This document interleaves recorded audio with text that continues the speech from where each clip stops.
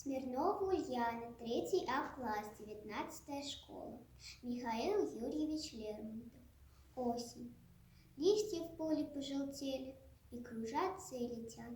Лишь в бору поникшей ели зелень мрачную хранят.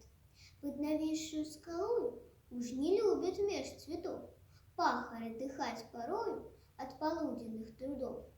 Зверь отважный поневоле скрыться где-нибудь спешит.